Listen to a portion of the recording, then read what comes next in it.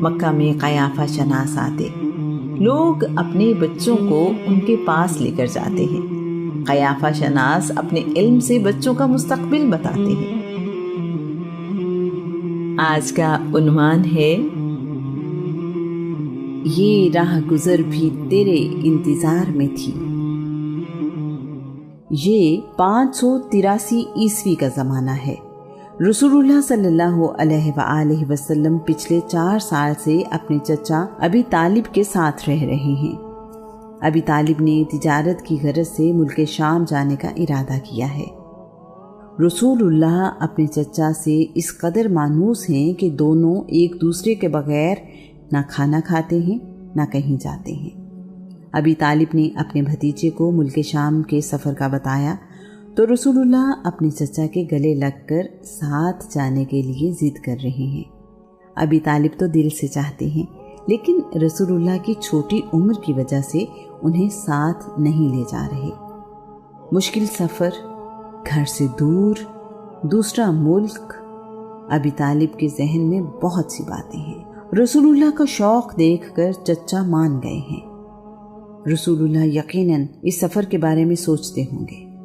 ان دنوں شام کوئی سلطنت نہیں بلکہ سلطنت روم کا ایک صوبہ ہے۔ اس دور کے شام میں آج کے ملک اردن، فلسطین، اسرائیل اور لبنان شامل تھے۔ بصرہ یعنی شام، رومی اور ہیرا یعنی عراق کے علاقے ایرانی سلطنتوں کے ماتحت ہیں۔ سفر شروع ہوتا ہے۔ اس سفر میں رسول اللہ کے چچا زبیر بن عبد المطلب بھی ساتھ ہیں۔ اس قافلے میں 22 افراد شامل ہیں۔ رسول اللہ کے لیے بہت کچھ نیا ہے۔ مختلف قبائل کے لوگ ملتے ہیں۔ راستہ اور سفر نیا ہے۔ رسول اللہ بڑے شوق سے دیکھ اور سیکھ رہے ہیں۔ انہیں لوگوں کے ساتھ ملنے اور وقت گزارنے کا موقع بھی مل رہا ہے۔ سفر کی آسانیوں اور مشکلات کا بھی اندازہ ہو رہا ہے۔ مختلف رنگوں اور نوع کے انسان ملے ہیں۔ لوگوں کو تجارت کرتے ہوئے قریب سے دیکھنے کا موقع ہے۔ اس وقت رسول اللہ کی عمر 12 سال 2 مہینے اور 10 دن ہے۔ ایسی بہت سی چیزیں دیکھی ہیں جو مکہ میں نہیں دیکھی۔ بہت سے ملکوں سے آئے ہوئے لوگ ہیں، مختلف زبانیں بولتے ہیں، لباس بھی مختلف انداز کا پہنے ہوئے ہیں۔ سفر کرتے کرتے یہ قافلہ یثرب، تیمہ اور دومت الجندل سے ہوتا ہوا شام کے شہر بصرہ پہنچا ہے، جو دمشق سے عمان کے راستے میں واقع ہے۔ بصرہ خوران کا مرکزی شہر ہے۔ تورات میں اس شہر کا نام باشان بتایا گیا ہے۔ یہ سفر 2000 کلومیٹر لمبا ہے اور یہ سفر تقریباً 50 دن جاری رہا۔ عرب سے آنے والے تاجر بصرہ شہر کے باہر ہی رکا کرتے ہیں۔ شاید آج کے زمانے کے مطابق یہ کوئی ڈھابا یا ٹرک ہوٹل تھا۔ وہاں عرب کے تاجر اپنی تھکن اتارتے ہیں، رات وہیں رکتے اور اپنے کاروبار کی تیاری کرتے ہیں۔ ملک شام میں تجارتی سرگرمیوں سے پہلے یہ آخری پڑاؤ ہے۔ یہاں ایک بہت بڑا درخت ہے جس کی ٹھنڈی چھاؤں مکہ سے آنے والوں کو اپنی آغوش میں لے لیتی ہے۔ اس کے قریب ہی ایک عیسائی راہب بھی رہتا ہے۔ یہ جگہ صدیوں سے عیسائی راہبوں کے پاس ہے۔ ایک راہب وفات پاتا ہے تو اس کی جگہ کوئی دوسرا یہاں آ کر رہنے لگتا ہے۔ عیسائی راہبوں کے یہاں رہنے کی بنیادی وجہ یہ ہے کہ ان کے علم کے مطابق اس کائنات کے آخری نبی کو یہاں سے گزرنا ہے۔ یہاں رہنے والا راہب آنے جانے والے قافلوں کو دیکھتا رہتا ہے اور آخری نبی کا انتظار کرتا ہے۔ اس زمانے میں یہاں رہنے والے راہب کا نام جرجیس ہے، لیکن وہ بحیرہ کے نام سے مشہور ہے۔ بحیرہ سریانی زبان کا لفظ ہے۔ بحیرہ کے معنی ہیں بے حد دانشمند، علم والا۔ بحیرہ ایک مدت سے یہاں رہائش پذیر ہے۔ اس نے بے شمار عرب قافلے یہاں سے گزرتے اور ٹھہرتے دیکھے ہیں۔ اسے یقین ہے کہ آخری نبی کے آنے کا زمانہ قریب ہے، شاید وہ اپنی زندگی میں ان سے مل سکے۔ اس بار عرب تاجروں کا جو قافلہ بصرہ آیا ہے وہ پہلے تمام قافلوں سے مختلف ہے۔ بحیرہ نے کچھ غیر معمولی چیزیں دیکھی ہیں۔ اس کا خیال اسے مجبور کر رہا ہے کہ وہ دیکھے کہ ایسا کیوں ہے۔ بحیرہ نے عرب تاجروں سے کہا ہے کہ میں آپ لوگوں کو کھانے کی ضیافت دینا چاہتا ہوں، آپ سب لوگ میرے مہمان ہیں، یہ بھی درخواست ہے کہ آپ کے قافلے میں شامل تمام لوگ آئیں۔ عرب کے تاجر تو مسافر ہیں، انہیں اچھا لگا اور دعوت قبول کر لی ہے۔ یہ بھی سوچ رہے ہیں کہ ہم تو یہاں پہلے بھی کئی بار آ چکے ہیں، لیکن راہب نے کبھی ہمیں دعوت پر نہیں بلایا۔ عرب تاجر کھانا کھانے کے لیے بحیرہ راہب کی دعوت میں پہنچے ہیں۔ بحیرہ راہب نے سب لوگوں سے فردن ملاقات کی ہے۔ بحیرہ جو ڈھونڈ رہا ہے وہ اسے نظر نہیں آیا۔ جن لوگوں سے اب تک وہ مل چکا ہے ان میں کچھ غیر معمولی نہیں ہے۔ اسے حیرت ہے کہ ایک دن پہلے جو اس نے دیکھا تھا وہ آج کیوں نہیں ہے۔ اسے یقین ہے کہ اس کی آنکھیں دھوکہ نہیں کھا رہی۔ مجھے یہاں رہتے ہوئے ایک زمانہ گزر گیا ہے، میں نے کبھی ایسی غیر معمولی چیزیں نہیں دیکھی جو کل اس عرب قافلے کے آتے ہوئے دیکھی ہیں۔ آخر وہ کون ہے جو مجھے ابھی تک نظر نہیں آیا؟ بحیرہ نے عرب تاجروں سے پوچھا، کیا تمہارے قافلے میں شامل سب لوگ یہاں آ گئے ہیں؟ عرب تاجر کہنے لگے، ایک بچہ بھی ہمارے ساتھ ہے جو یہاں نہیں آیا، ہم اسے اپنے سامان کی دیکھ بھال کے لیے چھوڑ آئے ہیں۔ بحیرہ نے خواہش ظاہر کی اور کہا، اس بچے کو بھی میری دعوت میں لے آئیں، میں چاہتا ہوں کہ آپ کے قافلے میں شامل سب لوگ میرے مہمان بنے۔ ہوا کچھ یوں کہ جب ان تاجروں کا قافلہ اس پڑاؤ کی طرف بڑھ رہا تھا تو بحیرہ نے دیکھا کہ بادل کا ایک ٹکڑا ان لوگوں پر سایہ کیے ہوئے ہے۔ جیسے جیسے یہ قافلہ آگے بڑھ رہا ہے بادل کا ٹکڑا بھی آگے بڑھ رہا ہے۔ بحیرہ ایک مدت سے یہاں آباد ہے، اس نے ایسا کبھی نہیں دیکھا۔ یہ دیکھ کر بحیرہ کی توجہ ان لوگوں کی طرف ہوئی۔ جب یہ قافلہ قریب آیا تو بادل کا ٹکڑا بھی قریب آ گیا۔ بحیرہ نے غور کیا تو بادل کا ٹکڑا پورے قافلے پر سایہ کیے ہوئے نہیں تھا، بلکہ سایہ ایک دو لوگوں کے سر پر تھا۔ قافلہ رکا تو بادل بھی رک گیا۔ کہیں یہ وہی ہستی تو نہیں ہے جس کا مجھے انتظار ہے؟ بحیرہ اپنے آپ سے سوال کرنے لگا۔ قافلہ درخت کے سائے میں رکا تو اس درخت کی شاخیں بھی جھک گئیں۔ بادل کا ٹکڑا اور درخت کی شاخوں کا جھکنا سائے والی جگہ کو اور بھی پرسکون بنا رہا تھا۔ بحیرہ نے سوچ لیا کہ میں اس قافلے کے تمام لوگوں سے ملوں گا۔ الہامی کتابوں میں بتائی گئی نشانیوں کو اس قافلے کے لوگوں میں تلاش کروں گا۔ بحیرہ اس سے پہلے کسی عرب تاجر سے بات بھی نہیں کرتا تھا۔ بحیرہ دعوت میں آئے ہوئے تمام لوگوں سے مل چکا ہے۔ اسے ایک بھی چہرہ ایسا نہیں ملا جس کی بحیرہ کو تلاش ہے۔ بحیرہ کی درخواست پر بچہ بھی یہاں آ گیا ہے۔ یہ کیا؟ بحیرہ کی حیرانی اور خوشی بیان سے باہر ہے۔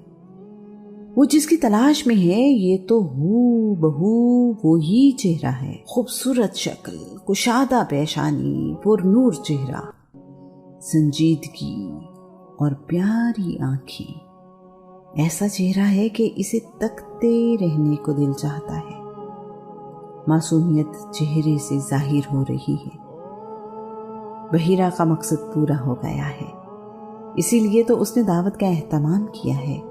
بحیرہ کے لیے باقی لوگ اب شاید وہاں موجود ہی نہیں ہیں۔ نہ اسے عرب کے تاجروں میں کوئی اور خوبصورت نظر آ رہا ہے، نہ شناسا، نہ کوئی بڑا تاجر، نہ ہی کوئی باروب۔ اسے تو زندگی بھر کی محنت وصول ہوتی نظر آ رہی ہے۔ بحیرہ راہب اپنی خوش قسمتی پر نازا ہے۔ اس سے پہلے بھی کئی راہب اس ہستی کا انتظار کرتے کرتے دنیا سے چلے گئے۔ بحیرہ کی ساری توجہ اس بچے کی طرف ہے۔ بحیرہ نے رسول اللہ کو اپنے پاس بٹھا لیا ہے، ان کے ہاتھ اپنے ہاتھوں میں لیتے ہوئے کہا ہے، بیٹا تمہیں لات و عزیٰ کی قسم۔ بحیرہ جانتا ہے کہ عرب کے لوگ لات و عزیٰ کو خدا سمجھتے ہیں۔ میں جو کچھ تم سے پوچھوں سچ بتانا۔ رسول اللہ نے جواب دیا ہے، مجھے لات اور عزا کی قسم نہ دیجیے، خدا کی قسم مجھے جتنی نفرت بتوں سے ہے کسی اور چیز سے نہیں۔ بحیرہ نے کہا، اچھا بیٹا، تمہیں خدا کی قسم میرے سوالوں کے جواب سچ سچ دینا۔ رسول اللہ نے کہا، آپ پوچھیں، میں صحیح صحیح جواب دوں گا۔ بحیرہ رسول اللہ سے ان کی زندگی، عادات، مصروفیات، نیند، شوق وغیرہ کے بارے میں سوال کر رہا ہے۔ وہ سوالوں میں کائنات اور خدا کے بارے میں بھی پوچھ رہا ہے۔ بحیرہ اس خوبصورت شخصیت میں کھو گیا ہے جو ابھی اپنے بچپن میں ہے۔ اس کے سوالوں کے جواب اس کی امید سے بڑھ کر ہیں۔ وہ ذہانت اور سنجیدگی سے بہت متاثر ہوا ہے۔ جب بحیرہ کے خیال میں ساری نشانیاں پوری ہو گئیں تو اس نے رسول اللہ سے کہا ہے کہ میں تمہارے کندھے اور گردن دیکھنا چاہتا ہوں۔ بحیرہ نے جب رسول اللہ کے کندھوں کے درمیان نبوت کی نشانی بھی دیکھ لی تو ابی طالب سے پوچھا، آپ کا اس بچے سے کیا رشتہ ہے؟ ابی طالب نے کہا، یہ میرا بیٹا ہے۔ بحیرہ کی تسلی نہیں ہوئی۔ اس کا علم اور الہامی کتابیں تو کچھ اور بتا رہی ہیں۔ اس نے ابی طالب سے کہا، میرا علم تو مجھے کچھ اور بتاتا ہے۔ ابی طالب بولے، تمہارا علم تمہیں کیا بتاتا ہے؟ بحیرہ نے کہا، اس بچے کو یتیم ہونا چاہیے۔ ابی طالب نے کہا، تم ٹھیک کہتے ہو، یہ میرا بھتیجا ہے اور میرا بھائی وفات پا چکا ہے۔ بحیرہ نے فوراً پوچھا، تمہارے بھائی کی وفات کب ہوئی؟ ابی طالب کہنے لگے، میرا بھائی اپنے بیٹے کے پیدا ہونے سے پہلے ہی فوت ہو گیا تھا۔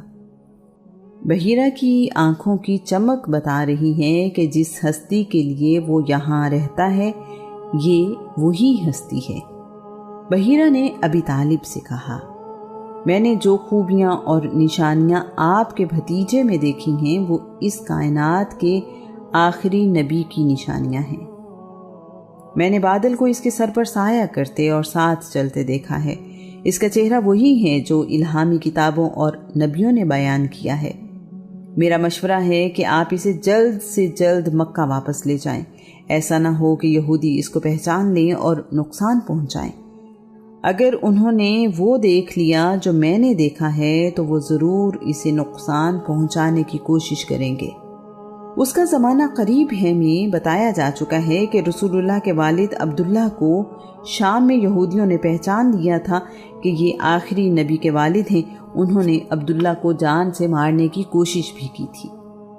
بحیرہ راہب کا رسول اللہ کے بارے میں یہودیوں کی طرف سے نقصان پہنچانے کا ڈر بے وجہ نہیں ہے۔ باتیں کرتے کرتے اس کی نظر روم سے آنے والے لوگوں پر پڑی ہے۔ اس نے ان لوگوں سے پوچھا ہے، تم لوگ کس لیے یہاں آئے ہو؟ انہوں نے کہا ہے، ہم اس نبی کی تلاش میں نکلے ہیں جس کی خوشخبری تورات اور انجیل میں دی گئی ہے۔ ہمیں پتہ چلا ہے کہ وہ اس مہینے سفر کے لیے نکلا ہے۔ ہم نے اس کی تلاش میں ہر طرف لوگ بھیجے ہیں۔ اگر وہ ہمیں مل جائے تو ہم اسے قتل کر دیں گے۔ بحیرہ نے ان سے پوچھا، کیا تم میں کوئی زیادہ باخبر آدمی نہیں ہے؟ انہوں نے جواب دیا، ہمیں ساری اطلاع ہے۔ بحیرہ نے ان رومیوں سے کہا، خدا کے بندو، اگر خدا کسی کام کا ارادہ کر لے تو کیا دنیا کی کوئی طاقت اسے روک سکتی ہے؟ وہ بولے، ہرگز نہیں۔ بحیرہ کے سمجھانے سے وہ لوگ اس ارادے سے باز آ گئے اور بحیرہ کے پاس ہی ٹھہر گئے۔ بحیرہ راہب کو انہی لوگوں سے پتہ چلا کہ یہودی آخری نبی کی تلاش میں 7 مختلف راستوں پر انہیں ڈھونڈنے نکلے ہیں۔ قرآن مجید یہودیوں کے رسول اللہ کو پہچاننے کے متعلق کہتا ہے، جنہیں ہم نے کتاب دی وہ بالیقین پہچانتے ہیں کہ یہ سچے نبی ہیں، جس طرح وہ اپنے بیٹوں کو پہچانتے ہیں کہ وہ ان کے اپنے بیٹے ہیں۔ پھر بھی ان کا ایک گروہ جان بوجھ کر حق کو چھپاتا ہے۔ بحیرہ راہب نے خشک روٹی اور زیتون کا تیل رسول اللہ کو پیش کیا ہے۔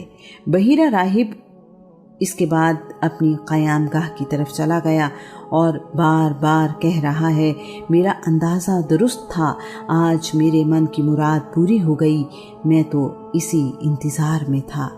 ابی طالب تو ہمیشہ سے ہی اپنے بھتیجے پر جان نثار کرتے ہیں۔ انہوں نے رسول اللہ کو باپ کی طرح چاہا، پالا اور سرپرستی کی ہے۔ ان کے لیے بھتیجا بیٹوں سے زیادہ اہم ہے۔ ان کے اپنے بچے بھوکے سو سکتے ہیں، رسول اللہ کے لیے وہ یہ برداشت نہیں کرتے۔ مکہ کا عزت دار انسان، بنی ہاشم کا سردار، اپنے علاقے کا سخی، اپنی جان سے زیادہ رسول اللہ کی حفاظت کو اہم سمجھتا ہے۔ ابی طالب مکہ سے سامان تجارت لے کر شام اس لیے آئے ہیں کہ اچھا منافع حاصل ہوگا، آسودگی آئے گی اور زندگی گزارنا آسان ہو جائے گا۔ طالب بن ابی طالب، عقیل بن ابی طالب اور جعفر بن ابی طالب کا مستقبل اچھا ہوگا۔ ابی طالب نے ایک لمحے کے لیے بھی نہیں سوچا کہ ملک شام آنے کا مقصد کیا ہے۔ انہوں نے 2000 کلومیٹر کا سفر اونٹوں پر کس لیے طے کیا ہے؟ مہینوں کی مسافت کس لیے ہے؟ انہیں تو بس اپنے بھتیجے کی حفاظت کی فکر ہے۔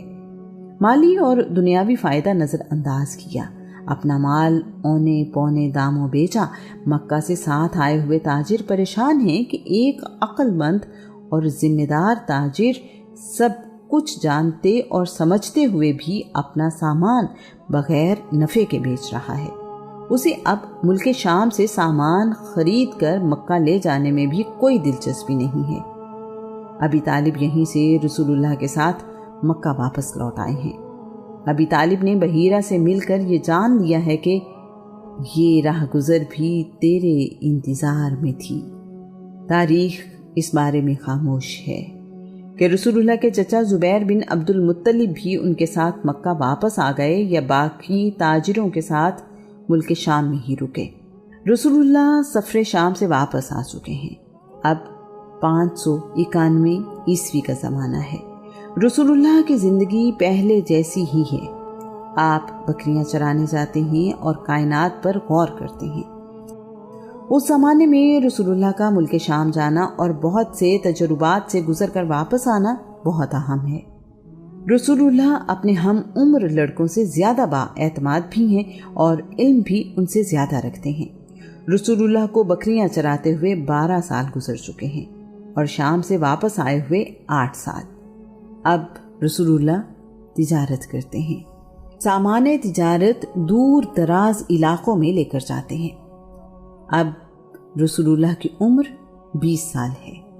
جب رسول اللہ کسی سفر سے واپس آتے ہیں تو کاروبار کا مکمل حساب کتاب دیتے ہیں۔ کچھ ہی عرصے میں لوگوں میں یہ بات مشہور ہو گئی ہے کہ محمد کو تجارت کے لیے بھیج کر بے فکر ہو جاؤ۔ اس جیسا ایماندار اور ذمہ دار انسان ملنا مشکل ہے۔ یہ سمجھدار بھی ہے اور قابل اعتبار بھی۔ یہاں یہ بات بھی قابل غور ہے کہ اگر لوگ بعد از اعلان نبوت رسول اللہ کو سچا اور ایماندار کہتے تو یہ صرف عقیدت ہوتی۔ رسول اللہ تو عین جوانی میں امین اور صادق کہلائے۔ امانت اور سچائی اگر کسی شخصیت میں یکجا ہے تو وہ رسول اللہ کی ذات ہے۔ اعلان نبوت تو 40 سال کی عمر میں کیا۔ کردار کی اچھی صفات تو ہمیشہ سے ہی لوگوں کے سامنے ہے۔ اس زمانے میں سونا عرب اور باقی دنیا میں نایاب ہے۔ 5 گرام سونا جو تقریباً آدھا تولہ ہوتا ہے، ایک غریب آدمی کی زندگی سنوارنے کے لیے کافی ہے۔ رسول اللہ قیس بن زید کے ساتھ تجارت کرتے ہیں۔ قیس بن زید اپنا مال تجارت رسول اللہ کو دے کر دور دور علاقوں میں بھیجتا رہتا ہے۔ دور دراز کے سفر پر بہت کم قافلے جاتے ہیں۔ مال تجارت جتنی دور جاتا ہے منافع اتنا ہی زیادہ ملتا ہے۔ رسول اللہ یہ مال تجارت بیچ کر تقریباً 1500 سے 2000 طلائی سکے لاتے ہیں۔ رسول اللہ کا مال تجارت اس لیے بھی جلدی اور اچھے دام پر بک جاتا ہے کہ لوگوں کو اس تاجر کی زبان اور مال پر یقین ہے۔ 5 گرام کا ایک سکہ اس زمانے میں کسی کے لیے بہت بڑی دولت ہے۔ ایسے میں ایک نسبتاً غریب آدمی ہزاروں سکوں کا مالک ہو، پوری ایمانداری سے واپس آ کر پیسے جمع کروا دے، یہ معمولی بات نہیں ہے۔ اگر کوئی یہ دولت لے کر کسی دوسرے ملک یا علاقے میں چلا جائے تو زندگی عیش سے گزار سکتا ہے۔ اس زمانے میں کسی کو ڈھونڈنا ممکن نہیں ہے۔ رسول اللہ کی ایمانداری کا عالم یہ ہے کہ قیس بن زید کو ہمیشہ اس کی توقع سے زیادہ رقم ملتی ہے۔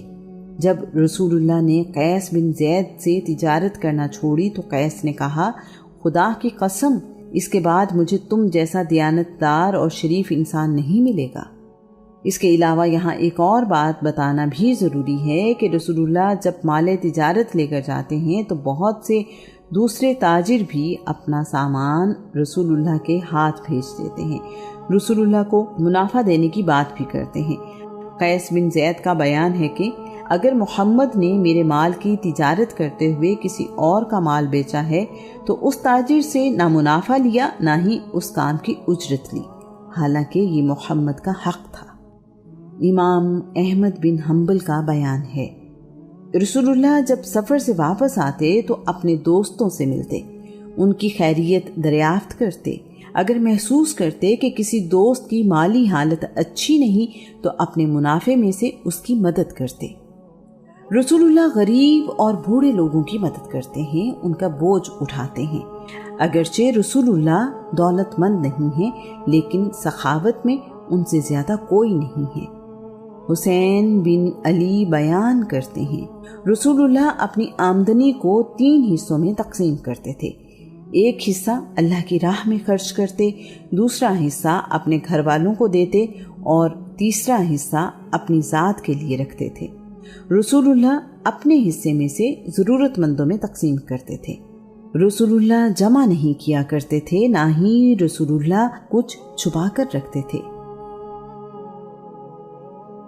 واپس اپنے قبیلے والوں کے پاس جاتا ہے، اپنے قبیلے کے لوگوں کو ساتھ لے کر حملہ کرتا ہے۔ جواب میں اسے مکہ کے قبیلوں کا سامنا کرنا پڑتا ہے۔